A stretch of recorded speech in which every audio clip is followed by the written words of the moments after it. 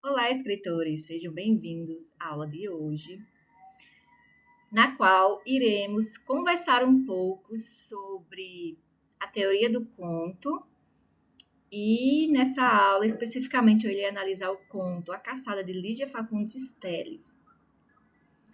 Por quê? Porque aí já é outro exercício para que possamos ter uma noção melhor de como escrever um conto. Que exercício é esse, professora?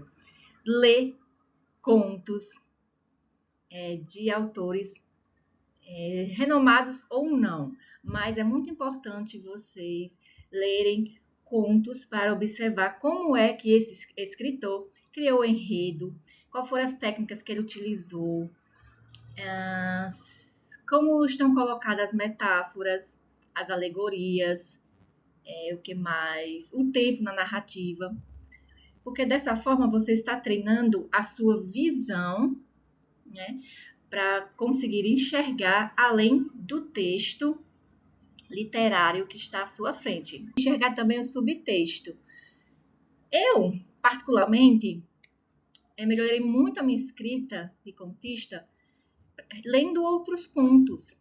Eu lia muitos contos da Clarice Lispector, da Lígia Fagundes Telles, do Machado de Assis. E acabou que, lendo os contos da Clarice Lispector, eu me interessei muito pelo fluxo de consciência, que é uma técnica que foi a Clarice, uma das primeiras escritoras brasileiras a utilizar aqui no nosso país. Lá nos slides da frente nós vamos falar um pouco sobre o fluxo de consciência, porque a Lígia Fagundes Telles ela também utiliza aqui nesse conto A Caçada, que eu deixei disponível para vocês lerem. E quem não lê, eu vou deixar o link aqui abaixo desse vídeo, na descrição do vídeo, com o conto disponível para vocês baixarem e fazerem a leitura. Tá bem? Então, Cortázar, né, escritor, intelectual, tradutor argentino, estudioso do conto, ele diz o seguinte: o conto é uma síntese viva, o mesmo que uma vida sintetizada. Ou seja, o conto, por causa da sua brevidade, ele reúne apenas o essencial da narrativa, não há espaço para dispersão. Então, assim mesmo, em poucas linhas, o conto ele transmite com intensidade uma experiência da vida humana, tá? Uma certa experiência da vida humana. Então, agora nós vamos conversar um pouco sobre o conto A Caçada, da Lígia Fagundes Telles. Aqui ao lado vocês podem ver uma imagem representativa da tapeçaria, da qual o conto fala. Não é a mesma tapeçaria, tá certo? Mas eu coloquei só para vocês terem uma ideia de como seria. Essas imagens aqui eu encontrei no Google Imagens.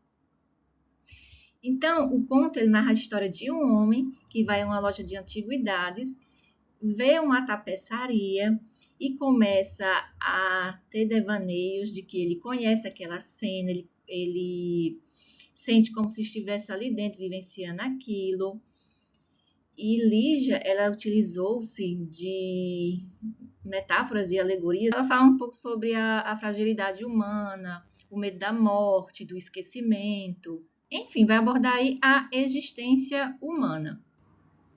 No próximo slide, nós vamos ver algumas características do conto A Caçada. Vou passar aqui para vocês terem uma noção.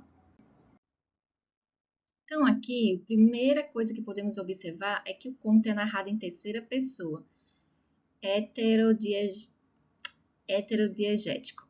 Então, um conto narrado em terceira pessoa significa que o narrador ele não vai participar da história, ele vai ter uma visão de fora, vai ter uma visão dos acontecimentos lá totalmente de fora. Porém, ele vai ter acesso a pensamentos e memórias dos personagens. Não apenas esses dois pontos, mas ele também vai ter ali acesso aos sentimentos e às intenções do personagem.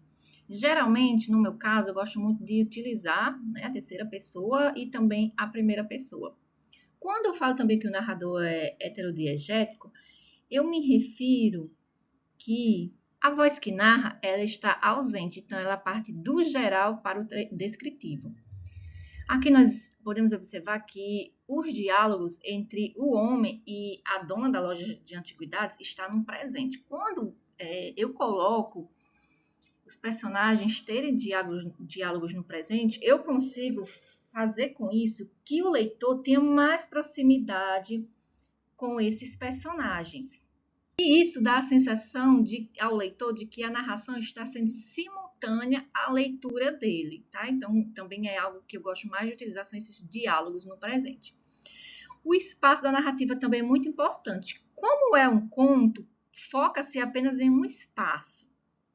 Né? Não temos aí tempo suficiente para colocar outros espaços nesse gênero literário. Então, o espaço da narrativa vai acontecer ali dentro da loja dentro da loja de antiguidades, né, onde se encontra a tapeçaria. Então, para vocês que leram o conto, não sei se vocês conseguiram aí perceber, mas dá uma sensação, ao menos para mim. Eu já li esse conto várias vezes, né? Já trabalhei com ele em sala de aula, etc. E toda vez que eu leio, me dá uma sensação de agonia, de sufocamento. Não sei se isso aconteceu com vocês. Deixem aí nos comentários para eu saber qual foi a sensação que vocês tiveram aí com esse espaço da narrativa, né? Vamos agora para o próximo slide. Eu trouxe esse trecho da narrativa para mostrar a vocês a sensação que eu tive, meio de claustrofobia, tendo contato com a descrição do espaço, tá? Eu não coloquei referenciada aí a ABNT, página e etc., porque eu não tenho esse livro da Lígia Fagundes Telles, que é o livro Mistérios, onde está presente esse conto. Eu fui me orientando pelo PDF que eu encontrei no Google desse conto, né? Então, diz o seguinte: a loja de antiguidades tinha o cheiro de uma arca de sacristia, com seus anos embolorados e livros comidos de traça. Com as pontas dos dedos, o homem tocou numa pilha de quadros. Uma mariposa levantou o voo e foi chocar-se contra uma imagem de mãos decepadas. Então, que vocês podem observar aí também que esse trecho também causa meio que uma repulsa, meio que um espantamento, né? Já principalmente pelo final do trecho em que a mariposa se choca com a imagem de mãos decepadas, né? Eu poderia, se eu fosse analisar esse conto para um artigo científico, outra coisa, eu poderia utilizar a teoria do fantástico, caberia muito bem aqui. Na verdade, várias outras teorias caberia aqui, mas eu estou dando só uma sugestão para quem quiser fazer isso no futuro. Né? Então, aqui, nesse trecho, nós também podemos observar o que eu comentei na aula passada, né? Que num conto é muito importante você fazer o leitor se sentir dentro da história, trabalhando também com os sentidos, com todos os sentidos, né? Que é visão, olfato. Então, isso que eu também destaquei um por um nos próximos slides, é uma técnica de escrita criativa. Utilizar dos sentidos humanos. Né? Próximo slide. Acho que vocês perceberam e vão lembrar que no início do conto é destacado a imagem de São Francisco e da tapeçaria.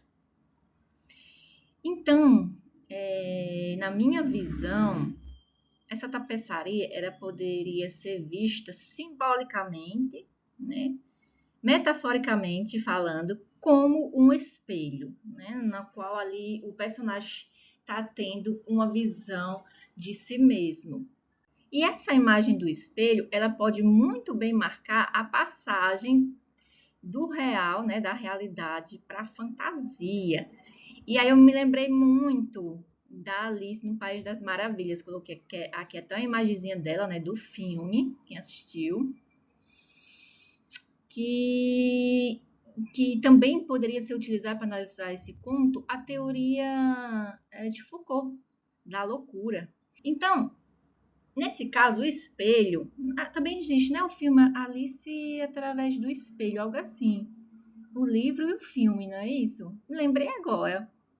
Enfim, então esse espelho, ele vai... essa tapeçaria, metaforicamente falando, como eu disse, o espelho, ele vai funcionar como um portal, né? Um portal onde se adentra em outro mundo e lá tudo é possível. Há até passagens que dá para perceber que o personagem já se sente realmente ali participando daquela caçada. que ele não está mais ali num plano da realidade. E agora nós vamos falar sobre o fluxo de consciência. Nossa, eu adoro o fluxo de consciência. Para mim, é uma das técnicas de escrita criativa mais perfeita que existe, né? Porque ela vai representar ali a mente humana, né? É um recurso narrativo que vai ali tentar reproduzir nossos pensamentos, a nossa mente. Por isso que eu gosto bastante dele. Então, também outra coisa que eu acho muito bacana na utilização do fluxo de consciência é que o leitor ele tem acesso direto aos pensamentos do personagem, né? E isso também dá muito mais proximidade entre o leitor e os personagens, né? Então, muitas vezes acontece de forma linear ou não. Eu trouxe até aqui até um trecho também do Conto A Caçada. Vamos ler aqui juntos, né? Se pudesse explicar toda essa familiaridade medonha, se pudesse ao menos, e se fosse um simples espectador casual, desses que olham e passam. Não era uma hipótese? Antes do aproveitamento da tapeçaria, murmurou.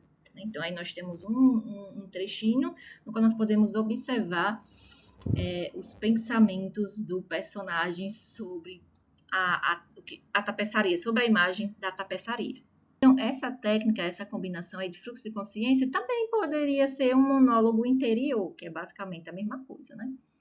Passando aqui, em seguida, agora nós vamos observar como é que a Lígia Fagundes Telles, ela utilizou os sentidos humanos para criar aí alguns trechos do seu conto. Vamos começar pela descrição sensorial. A loja de antiguidades tinha o cheiro de uma arca de sacristia, com seus anos embolorados e livros comidos de traça. Com as pontas dos dedos, o homem tocou numa pilha de quadros. Uma mariposa levantou o voo e foi chocar-se contra uma imagem de mãos decepadas, que na verdade já é um trecho aí que eu já trouxe para vocês, e se não me engano é o primeiro trecho na qual começa a narrativa desse conto, A Caçada. Então, aqui no slide seguinte, nós podemos observar mais precisamente, eu fiz ali cada recorte para vocês terem uma ideia de como aconteceu essa descrição sensorial.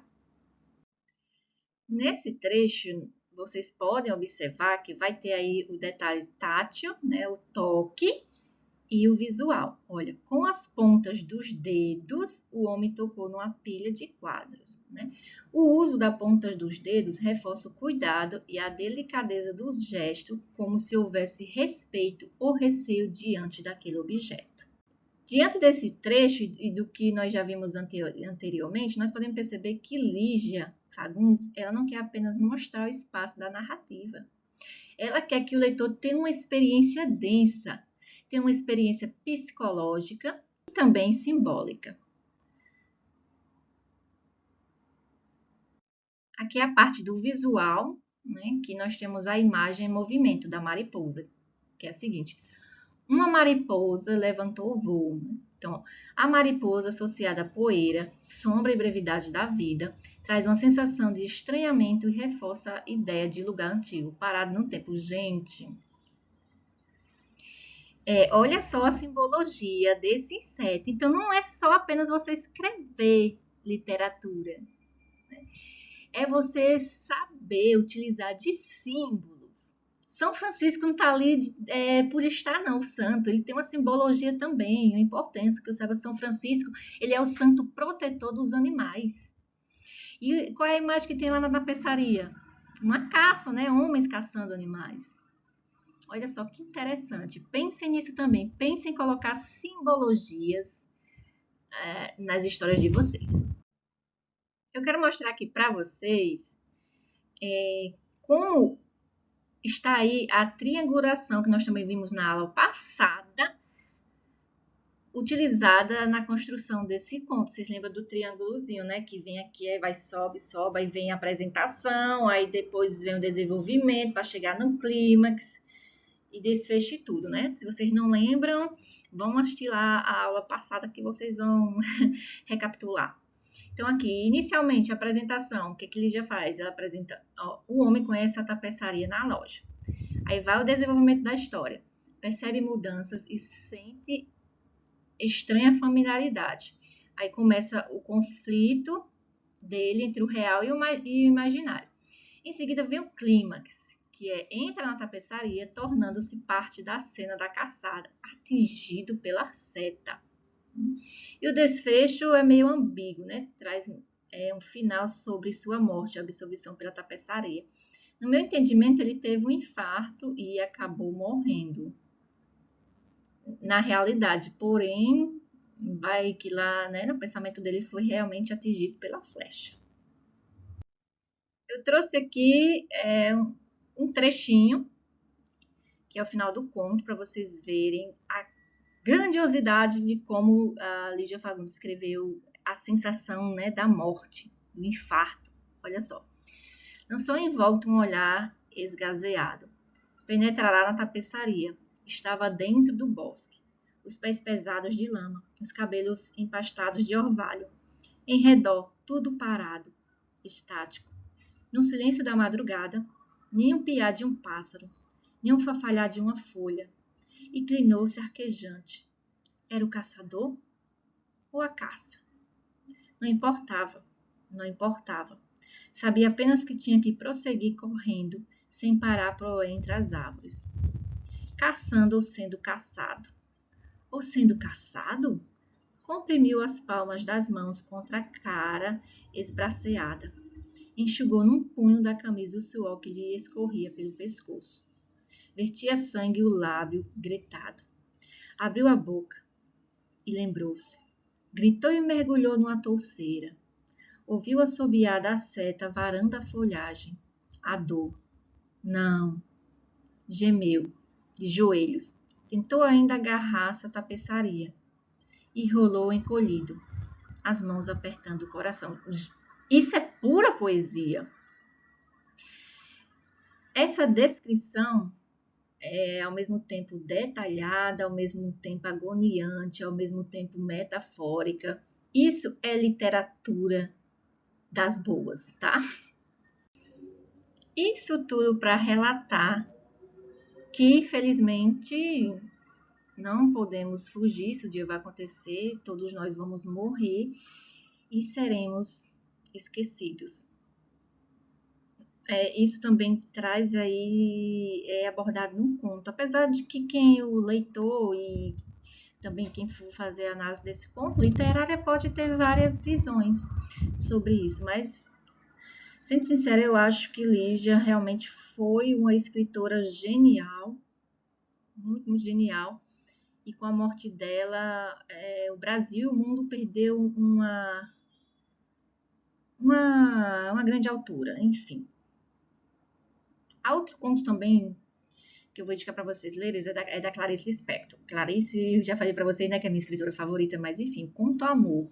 Leiam esse conto e preste atenção porque ela está usando muito fluxo de consciência e monólogo interior. Quem gostar dessas técnicas vai amar esse Conto Amor, tá? Da Clarice.